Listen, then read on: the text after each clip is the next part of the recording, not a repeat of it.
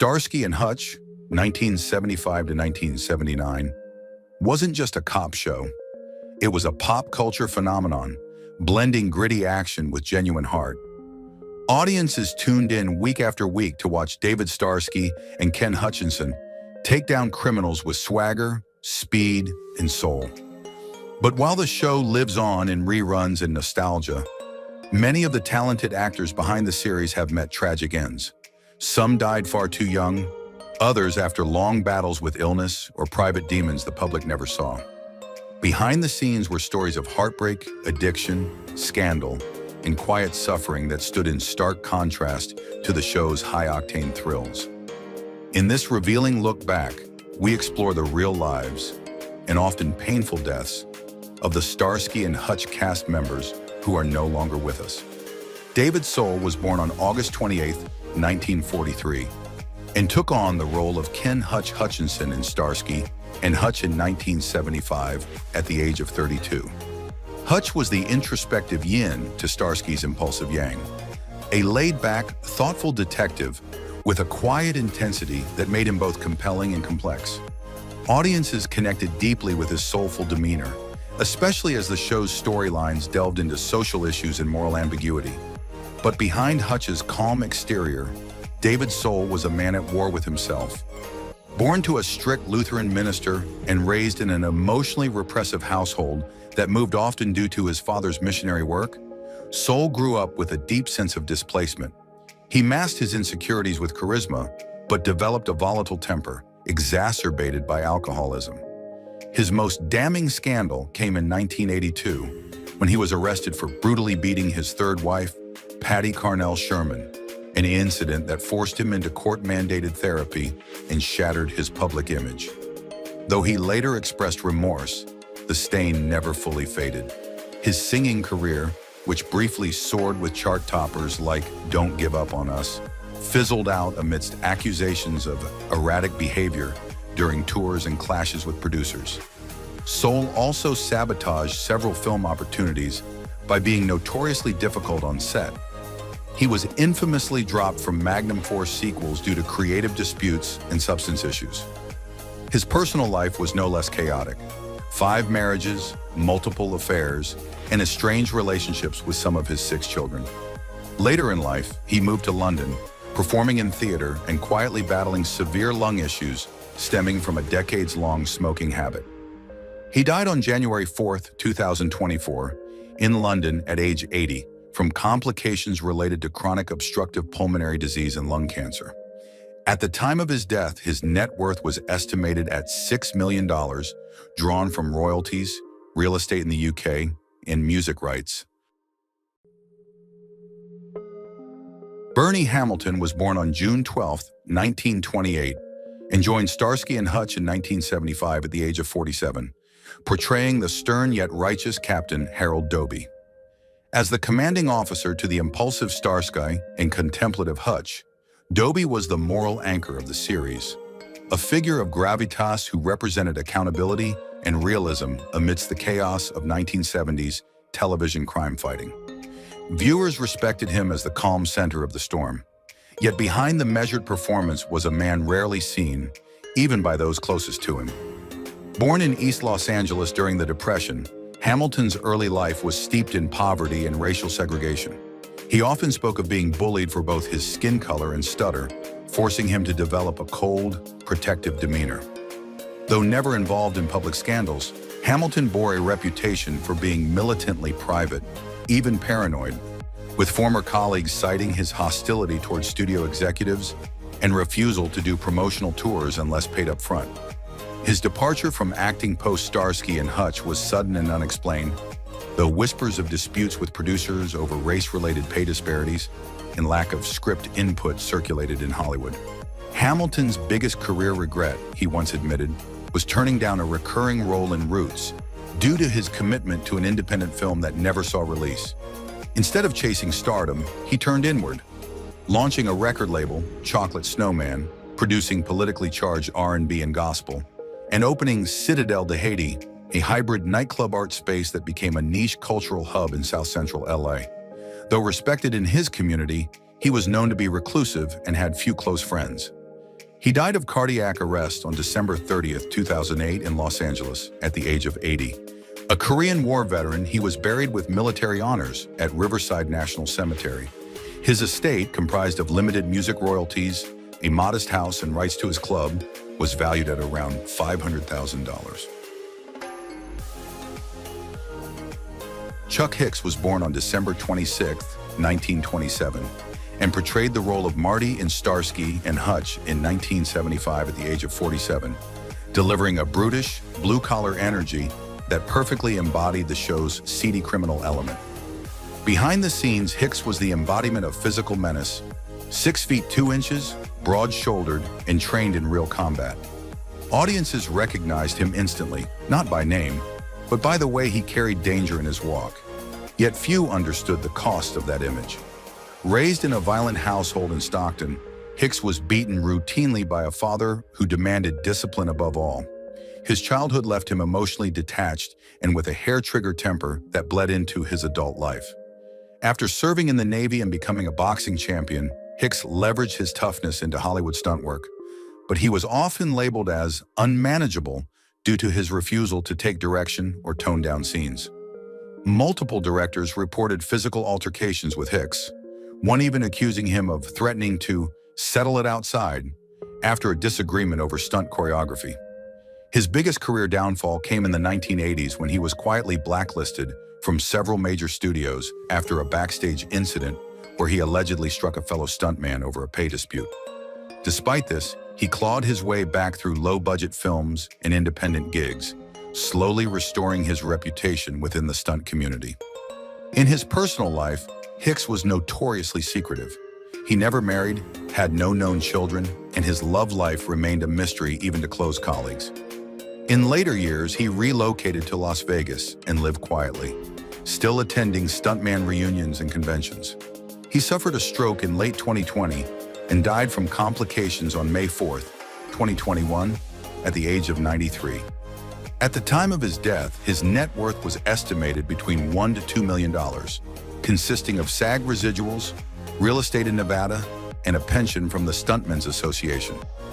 Hicks died a legend to stuntmen, but to Hollywood, he was a ghost built of bruises, secrets, and silenced rage. Ken Kersville, born July 15, 1935, played Deputy D.A. Claiborne in Starsky and Hutch in 1979 at the age of 44.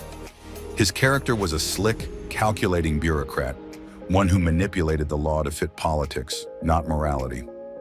Though the role was brief, his icy performance left an impression on viewers who sensed something lurking behind the facade. That darkness wasn't far from reality. Raised in a strict household in small-town Indiana, Ken endured the trauma of watching his father, once a successful doctor, descend into bankruptcy and alcoholism after a scandal involving medical malpractice. Shamed and ridiculed by peers, young Ken withdrew into theater, hiding his shame behind the mask of performance. Despite a few early TV wins, his career was marked by missed chances. Fired from several productions in the 70s for clashes with producers and unpredictable mood swings, Kersville also struggled with alcohol addiction. His most painful professional failure came when he lost the lead role in a Broadway revival due to his drinking, an incident that triggered a relapse and a stint in rehab. Though Dallas brought him fame, insiders noted frequent arguments with Larry Hagman and rumors that Kersville resented playing second fiddle to the more magnetic JR off-screen. His personal life was chaos: 4 failed marriages, bitter custody battles, and estranged relationships with some of his 5 children. A 1994 lung cancer diagnosis led to the removal of one lung, but he kept smoking, defiant and addicted. His last years were quiet but filled with regret, often confessing to close friends that he felt forgotten by Hollywood. On April 21, 2019, Ken died in Clinton, Indiana, from complications of pneumonia at age 83. His estate included modest real estate, antique American glassware, and small residuals, totaling about $800,000.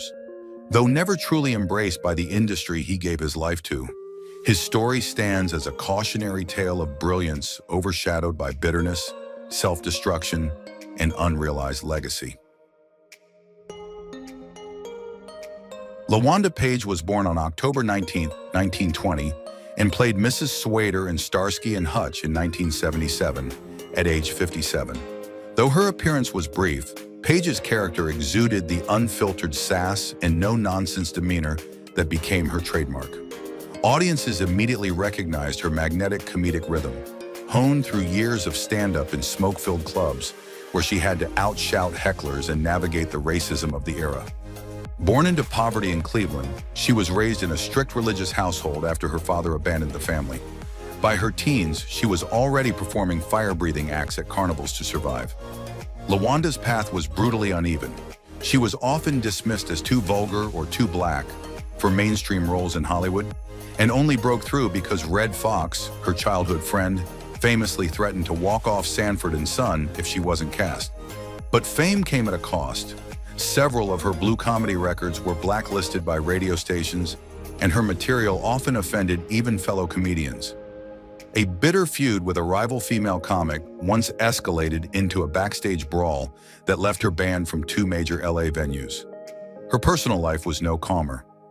After a string of failed relationships, she turned to religion in her later years. But rumors swirled about secret gambling debts and a daughter who publicly denounced her for being absent and married to the stage.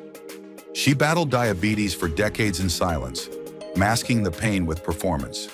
Lwanda Paige died on September 14, 2002 in Los Angeles at the age of 81 from complications of the disease. At the time of her death, she owned little more than a small bungalow in South LA, a modest royalty stream from reruns, and personal memorabilia from her career, amounting to a net worth of about $500,000. While the industry mostly mourned politely, insiders whispered about the star who had burned bridges and left behind more enemies than friends. Suzanne Summers was born on October 16, 1946, and appeared in Starsky and Hutch in 1975 as Jane Hutton at the age of 29. A flirty, effervescent character who mirrored Summers' soon-to-be signature charm. Though it was a minor guest role, it previewed the sunny blonde image she would later weaponize to stardom in Three's Company. But that bubbly exterior was carefully manufactured. Born into a working-class, alcohol-fueled household in San Bruno, California, Suzanne endured years of domestic trauma and verbal abuse from her father. She hid behind beauty and performance as survival tactics, yet the trauma lingered. Her career ascended quickly, but imploded just as fast when, during Three's Company, she demanded equal pay to male co-star John Ritter. Rather than sparking a movement, she was labeled greedy and fired. Her husband, Alan Hamill, became her manager, and together they pivoted to an empire, one built on controversy. Summers began promoting fringe health theories, pushing bioidentical hormone replacement therapy, and dismissing chemotherapy in favor of natural cures, a stance that outraged the medical community. Her appearances on Oprah and Larry King Live turned into battlegrounds between science and self-branding. Critics called her a snake oil peddler. Fans hailed her as a revolutionary. She even claimed her cancer was caused by toxins in the environment and blamed the FDA for suppressing cures. Despite or because of the outrage, Summers capitalized, launching wellness products, fitness gear, and over 25 books.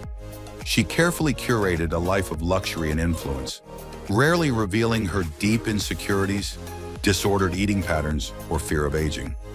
She died on October 15, 2023, in Palm Springs, one day before turning 77, after breast cancer metastasized to her brain following a 23-year battle. At her death, her net worth was estimated at $100 million, including her health brands, book royalties, real estate holdings, and licensing deals. But her legacy remains sharply divided. To some, a wellness pioneer; to others, a cautionary tale of pseudoscience wrapped in celebrity sheen. Alex Rocco, born February 29, 1936, took on the role of Thomas Callender in Starsky and Hutch in 1977 at the age of 41. His character was slick, morally compromised, and always a few steps ahead of everyone else, a fitting reflection of Rocco's own complex past. Best known as Mo Green from The Godfather, Rocco didn't just play gangsters, he had lived among them. Before Hollywood, he was a low-level enforcer in Boston and had alleged connections to the Winter Hill Gang, one of the most feared criminal organizations in New England. He was arrested in 1960 on charges related to illegal gambling and racketeering, though the charges were eventually dropped. The real turning point came when he fled Boston in the mid-60s after a gang war nearly cost him his life. Reinventing himself in California, he studied acting under Leonard Nimoy and changed his name to distance himself from his criminal history. Though he found steady work, his Hollywood journey wasn't smooth. He was typecast relentlessly, and his reputation for being too authentic unnerved many producers. Rocco was also known for an explosive temper, once reportedly throwing a chair at a director who questioned his delivery. In his personal life, he endured a rocky marriage marked by infidelity and long separations, and his strained relationship with one of his children became tabloid fodder when the child wrote a tell-all memoir accusing him of verbal abuse. Despite these shadows, Rocco managed a late career resurgence with Emmy-winning work in the famous Teddy Z, voice roles in The Simpsons, and A Bug's Life. However, behind closed doors, his financial life was far from glamorous. He lived in a modest Studio City home and often relied on voice acting royalties to stay afloat. When he died on July 18, 2015, of cancer at the age of 79, his estate was valued at roughly $800,000, comprised mostly of property and residuals.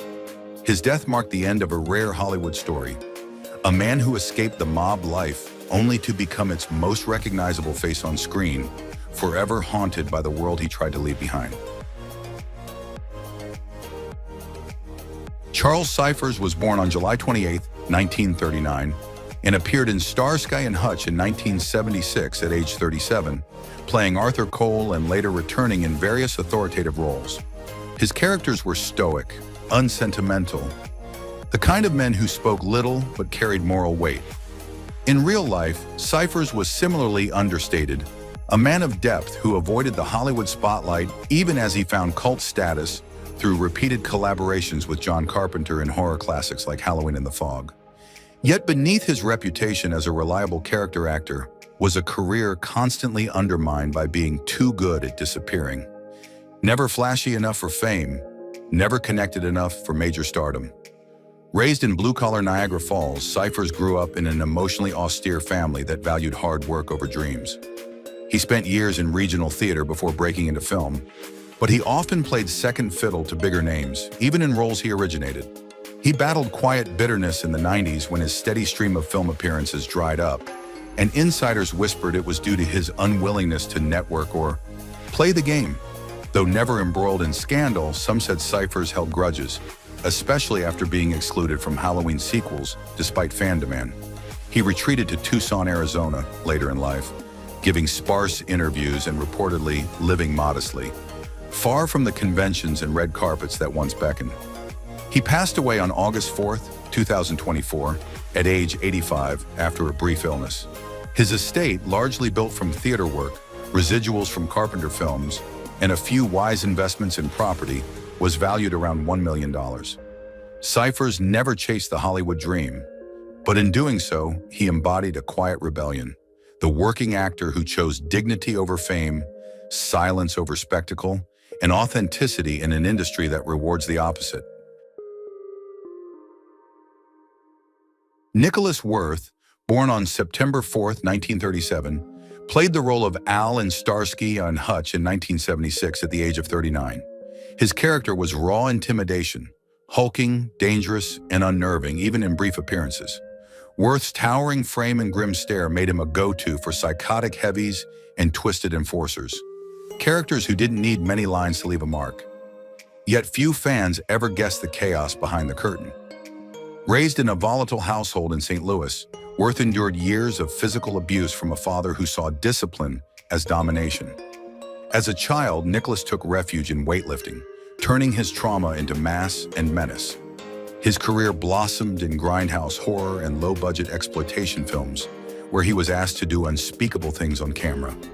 Critics reviled his lead performance as a necrophiliac in Don't Answer the Phone, a role so vile that it reportedly cost him a major network job and left him battling depression for months. Despite his violent characters, Worth was deeply spiritual and underwent a quiet religious conversion in the late 80s. Still, demons lingered. He had a fiery temper on set, once throwing a prop chair during an argument with the director. Colleagues said he could be generous but volatile, flipping from prayerful to furious in seconds. His romantic life was nearly invisible. He never married, and some close to him believed he struggled with his sexuality in silence, explaining his occasional appearances at gay clubs under an alias. He spent his final years lending his voice to video games and quietly donating to Christian charities.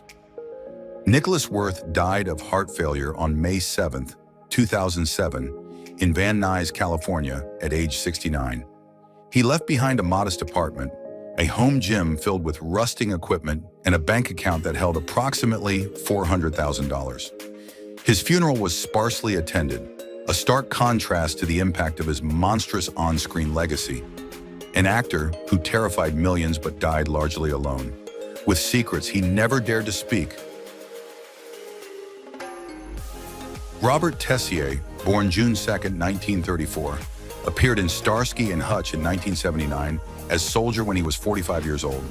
With a glowering face, shaved head, and brawler's build, his role, intimidating, menacing, and nearly wordless, mirrored the public perception of the man himself. But behind the fearsome visage was a world rarely seen. Tessier grew up in a broken working-class household in Lowell, Massachusetts, surrounded by crime and poverty. He lied about his age to enlist in the Korean War, where he served as a paratrooper and earned the Silver Star and Purple Heart. But the trauma never left him. Plagued by night terrors and survivor's guilt, he carried an invisible war inside. In Hollywood, Tessier found his niche as the go-to heavy, but rarely earned respect. Often mocked behind his back as a prop with a pulse, his pain deepened when he was replaced in a major action film at the last minute, due to pressure from studio execs who claimed he was too scary to market. Bitter but proud, he turned to building furniture in his garage between roles, often gifting handcrafted cabinets to co-stars like Burt Reynolds.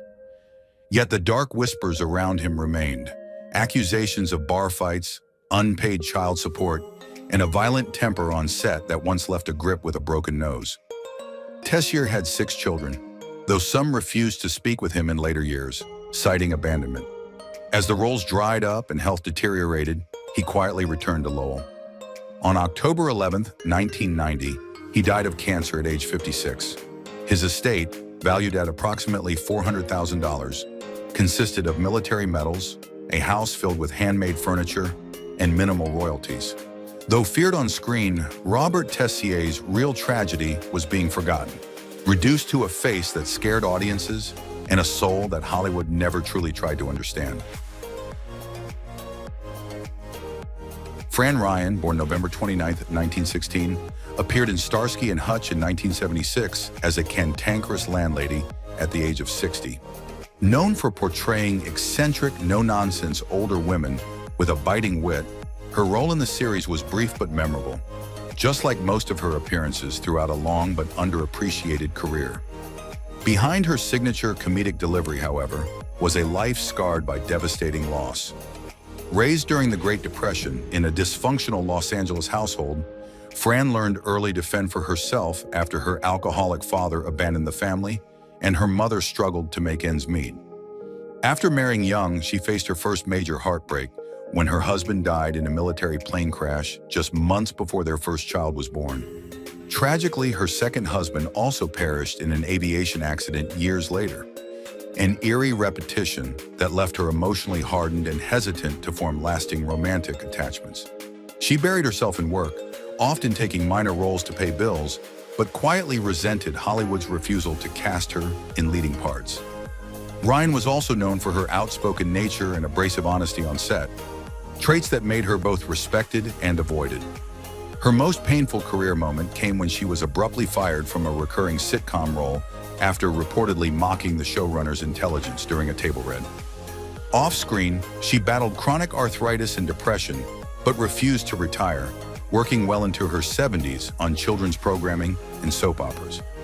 Despite her long resume, Fran never earned more than supporting wages and lived frugally in a rent-controlled Burbank apartment. She passed away from natural causes on January 15, 2000, at the age of 83. At the time of her death, her estate was valued at under $500,000, including small pensions, savings, and memorabilia. Though never a star in the traditional sense, Fran Ryan's life told the story of a woman who defied personal catastrophe to become a familiar, enduring face on American television, even if Hollywood never gave her the credit she deserved. Darryl Zwerling, born September 9, 1928, stepped into Starsky and Hutch in 1977 at age 49, embodying bureaucratic oddballs like Mr. Thistleman with twitchy precision. But off-screen, Zwerling was more mystery than man. Born to Jewish immigrants, his early life in Pittsburgh was a lonely existence marked by bullying, intense pressure to succeed, and a father who disapproved of any artistic ambition. He initially pursued optometry, more for survival than passion, but secretly studied acting at night, consumed by a need to escape his mundane world. Despite a few breakout roles like Hollis Mulwray in Chinatown, he remained forever typecast and often resented how his intelligence was twisted into quirk roles. The most painful episode of his career came in the early 80s, when he was abruptly dropped from a major television pilot after clashing with the director and being accused, off record, of erratic behavior and verbal abuse. Though never publicly scandalized, industry insiders described him as aloof, difficult to direct, and obsessively controlling on set. He never married, and former partners spoke of emotional unavailability in sharp mood swings. One former lover even claimed Zwerling would record arguments and play them back later, analyzing them like scripts. In his later years, he became increasingly isolated, communicating only through faxes and refusing modern technology. His death on April 11, 2014, in Hollywood went unreported for months, an eerie end to a life lived in the margins. At the time of his passing, he lived in a modest apartment filled with books, unopened scripts, and piles of handwritten notes. His net worth was estimated under $500,000. No funeral was held, no family stepped forward. He died as he lived, surrounded by paper, silence, and secrets. Lynn Martyr was born on October 30, 1945, and appeared in Starsky and Hutch in 1975 as Helen Carnahan and other emotionally intricate characters across 3 episodes at the age of 30. Her roles often portrayed conflicted women grappling with trauma and trust, roles that felt eerily reflective of Martyr's own haunted inner world. While audiences admired her delicate blend of warmth and volatility, few knew how deep her real-life emotional scars ran. Born into a strict Catholic household, Martha grew up in an emotionally repressive environment. She was frequently mocked for her unusual voice and dreamy demeanor, leading her to hide behind characters from a young age. Beneath her sweet on-screen image, Martha navigated a dark and unstable path in Hollywood. Her open relationship with Starsky and Hutch co-star David Soul was far from glamorous. Friends recalled volatile arguments, control issues, and long stretches of separation fueled by jealousy and David's well-documented struggles with alcohol. In 1989, Martha was present in the apartment next to actress Rebecca Schaeffer when the young starlet was murdered by a stalker. The trauma deeply fractured Martha's psyche. She withdrew from public life and never fully recovered emotionally. Her career faded quietly into background roles in soap operas, most notably Days of Our Lives. But Martha reportedly battled depression and occasional substance use to numb her pain. Her short-lived marriage to Brick Houston was marked by emotional distance and ended without resolution. She had no children and few close family members in her final years. After a lengthy but private battle with cancer, she died on January 11, 2024, in Los Angeles at age 78. At the time of her death, her assets were estimated at around $1 million. Mostly from residuals, a modest Hollywood home, and a collection of antique jewelry. Martha's name faded from headlines, but her story lingers in whispered accounts of a woman who survived Hollywood without ever truly escaping it. Peter McLean, born on January 2, 1936, took on the role of Judge Raymond McClellan in Starsky and Hutch in 1976, at the age of 40. His character, a rigid, by-the-book judge, was often caught in moral gray zones, standing between justice and law, making him a fascinating foil to the impulsive detectives. Though he projected moral authority on screen, McClane's real life was riddled with contradictions. Raised in a turbulent Boston household plagued by alcoholism and whispered violence, young Peter buried his emotions in classic literature and prayer. But his private writings, discovered years later, revealed a boy tormented by parental neglect and childhood sexual abuse at the hands of a family friend. His acting career never soared in Hollywood, leading to constant rejections and humiliating casting calls, where he was often told he was too intense or not handsome enough. The most brutal blow came in 1981 when he was fired from a touring production for allegedly harassing a co-star, an incident quickly buried with NDAs and quiet payoffs. Friends described him as deeply insecure, prone to angry rants and paranoia, convinced the industry had blacklisted him. His marriage to a Canadian costume designer disintegrated after her infidelity, leading to a public divorce and bitter financial fallout. He never had children, though rumors suggest he fathered a son during an affair with a stage manager in Paris, whom he never acknowledged. McClane's later years were solitary and filled with chronic pain from untreated injuries and depression. On May 28, 2003, he died in Los Angeles at age 67 under undisclosed circumstances. Some whispered about medication misuse, but nothing was confirmed. At the time of his death, his assets included a small condo in Studio City, vintage stage props, and residual checks from minor TV work. His estimated net worth hovered around $300,000, a sum dwarfed by the regrets and unrealized dreams he carried to the grave. Dave Shelley, born March 5, 1931, portrayed Jeffrey Mills in Starsky and Hutch in 1975 at the age of 44. On screen, he blended into the procedural background, a bureaucratic type with a hidden edge, a man of quiet authority, used sparingly but purposefully. Yet behind the scenes, Shelley's life was a slow, painful crawl through the lower rungs of showbiz. Raised in Chicago during the Depression by a single mother who cleaned offices at night, Shelley grew up resentful and silent. He avoided fame's spotlight, not out of humility, but because he simply never found it. Though his resume was impressive, Dallas, the Jeffersons, the A-Team, he was chronically underpaid and rarely credited. One bitter dispute over unpaid royalties from a canceled sitcom left him in legal limbo for nearly 5 years, and it drained nearly all his savings. Quietly, colleagues knew him as difficult, meticulous to a fault, prone to perfectionism, and frequently clashing with directors over lines and blocking. There were whispers that Shelley struggled with depression, worsened by a failed marriage to a casting agent who later accused him of emotional tyranny. They had no children, and by the end of his life, Shelley had become a recluse, emerging only for character roles and disappearing just as quickly. He underwent coronary bypass surgery in 1989, but suffered complications and died on June 27 that year in Los Angeles at 58. When his modest apartment was cleared out, it revealed stacks of rejection letters, uncashed checks, and unsent postcards to long-lost friends.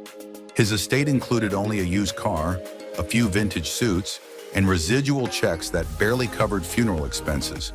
His net worth at death was estimated at around $300,000, most of it in union pension funds. In the brutal machinery of Hollywood, Dave Shelley was one of countless footnotes, talented, invisible, and ultimately forgotten. Thank you for watching as we reflected on the lives and legacies of the actors from Starsky and Hutch who are no longer with us.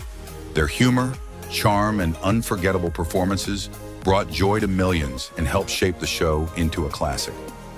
While their journeys ended far too soon, their impact lives on through every scene, every laugh, and every memory they've left behind. As we honor their lives, we're reminded of how deeply television can touch our hearts. Join us next time as we look back at more stars who left us too soon, but whose stories continue to shine.